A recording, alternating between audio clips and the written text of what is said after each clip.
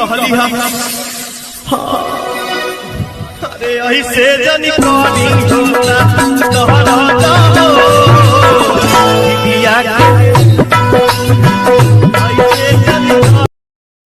आजकल के जवन नया लड़की बड़ी से जींस पैंट पहन ले तरी से, अगरबत्ती मार ले तरी से, एगो मारुति के गियर खाली सैंडल पहन ले तरी से। आ गाना कौन गाओ तरी से? आपकी ये दिल आशिकाना, ये दिल मना कहिनी पुरबवा ना जई हो ये पिया, हाथे कवनो के कुछ ना खई हो ये पिया, बोल मुह के बिगड़ल सब लेने यारे नदिया के पीछे जैसे नैया डोले, ओ सही मोर सैया डोले। सही कहली हम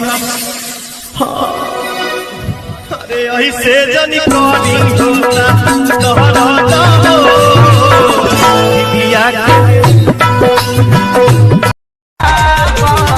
तुम्हारे बिना मर जाएंगे। मैंने सर मरबू सर खेसरिया के रांची भेज के दम लेबे। ऐसे क्यों बोलते हो?